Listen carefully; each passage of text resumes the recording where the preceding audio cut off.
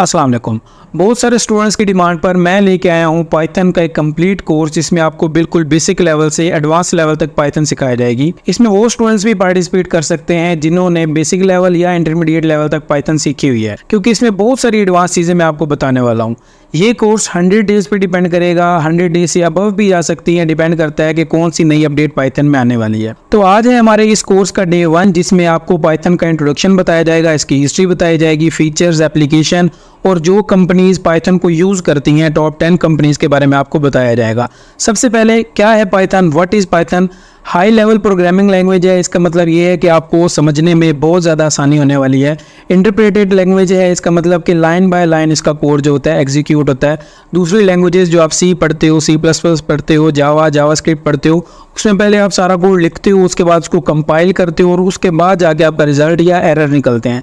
लेकिन पाइथन में क्या होता है, पाइथन में लाइन बाय लाइन कोडिंग जो होती है वो एग्जीक्यूट होती है और उसका रिजल्ट आपको अगली लाइन पे पता चल जाता है कि प्रीवियस लाइन में आपका कौन सा एरर है। इसके बाद ये एक जनरल पर्पस लैंग्वेज है, जिसका मतलब ये है कि आप इसको किसी भी सिस्टम में यूज़ कर सकते हो, चाहे आपका मैक है, आपका विंडोज़ है, लिनक्स है, कुछ भी आप यूज़ कर रहे हो तो आपका जो है ये सॉफ्टवेयर वहाँ पे चल जाएगा, ये प्रोग्रामिंग लैंग्वेज वहाँ पे चल जाएगी।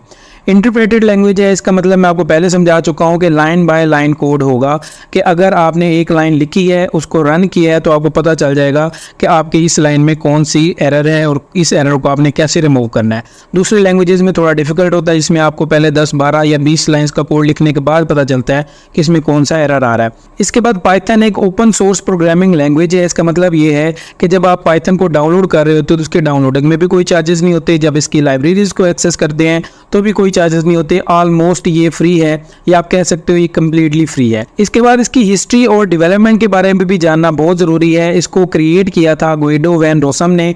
1989 में इस पे वर्क स्टार्ट हुआ था और 1991 में इसको कंप्लीट कर दिया गया था।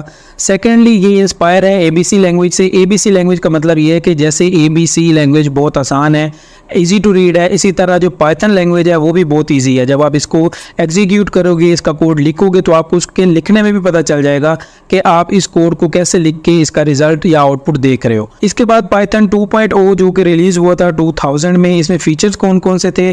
गार्बेज कलेक्शन और लिस्ट कंप्रीहेंशन। अच्छा, आपने वर्ड से जो है बिल्कुल भी पैनिक नहीं करना, क्योंकि ये बिल्कुल इंट्रोडक्शन है। आगे कोर्स में आपको बहुत डिटेल के साथ ये चीज़ें मैं समझाने वाला हूँ, तो फिलहाल आप सुन लें। अगर किसी चीज़ की समझ नहीं आ रही तो अभी आप कमेंट सेक्शन में भी पूछ लें। लेकिन जब हम मजीद इस कोर्स में कंटिन्यू करेंगे, इस कोर्स में चलेंगे, तो इंशाल्लाह आपको सारी चीज़ें बहुत डिटेल से मैं बताने वाला हूँ। इसके बाद पाइथन 3.0 रिलीज़ किया गया था 2008 में, जिसमें 2.0 पाइथन के फ्लॉज और इसमें जो कमियाँ थी वो कंप्लीट की गई थी। प्रिंट फंक्शन और इंटीजर डिवीजन भी इसमें शामिल की गई थी, इसमें एडअप की गई थी। इसके बाद इसकी ऑनगोइंग डेवलपमेंट है जो कि अभी तक चल रही है। करंटली जो हम यूज़ करने वाले हैं इसका वेरिएंट वो होगा 3.12.5। इसके वेरिएंट जो होते हैं डिपेंड करते हैं टाइम पे, टाइम के साथ साथ इनके वेरिएंट चेंज होते रहते हैं। तो जो इसका लेटेस्ट वेरिएंट होगा आपने वही यूज़ करना है, क्योंकि उसमें एडवांस फीचर्स होंगे। अच्छा, अब हम इसके देख लेते हैं फीचर्स क्या है, पाइथन के यूज़ करने के फीचर्स क्या हैं। सबसे पहले ईजी और सिंपल टू लर्न है, कि जब आप इसको पढ़ रहे होंगे तो आपको इसमें सिंपलिसिटी नज़र आएगी, इसमें बहुत ईजीनेस नज़र आएगी आपको। इसके बाद ये इंटरप्रेटेड लैंग्वेज है, आपको पहले भी मैं बता चुका हूँ कि लाइन बाय लाइन इसकी एग्जीक्यूशन होती है। इसके बाद ये एक डायनामिकली टाइप लैंग्वेज है। डायनामिकली टाइप का मतलब ये है कि आपको इसमें वेरिएबल डिक्लेयर नहीं करने पड़ते। जब आप कोई भी दूसरी लैंग्वेज यूज़ कर रहे होते हो तो आपको उसमें डिक्लेयर करने पड़ते हैं वेरिएबल्स। फॉर एग्जांपल आप C++ कर रहे हो, C कर रहे हो, अगर आप दो नंबर्स को आपस में प्लस करना चाहते हो तो आपको पहले वेरिएबल दो डिक्लेयर करने पड़ते हैं। अगर आप A में स्टोर करवाना चाहते हो कोई वैल्यू तो पहले आपको डिक्लेयर करना पड़ता है, अभी हम A यूज़ करने वाले हैं।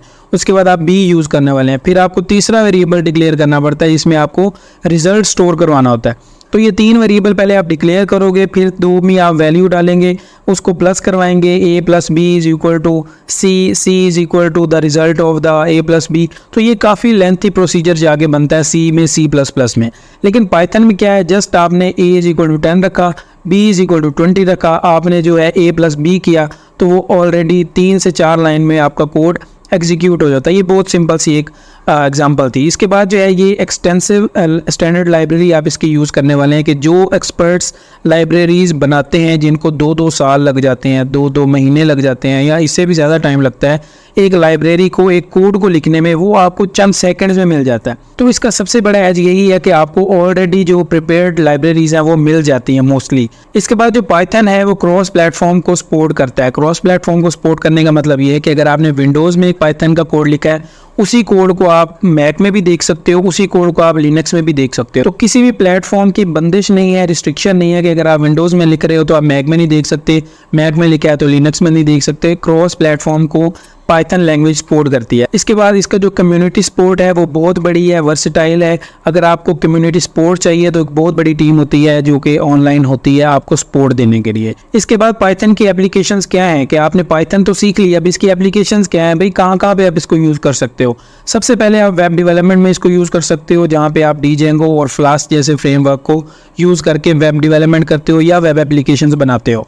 तो वेब डेवलपमेंट में भी जो है पाइथन वो बहुत ज़्यादा यूज़ होती है। इसके बाद डाटा साइंस और मशीन लर्निंग में पाइथन का बहुत ज़्यादा यूज़ होता है। इसकी जो लाइब्रेरीज यूज़ होती हैं वो पेंडास, नमपे और टेंसरफ्लो है, बहुत ज़्यादा यूज़ होता है इन तीनों लाइब्रेरीज़ का, जो कि पाइथन पे बेस करती हैं।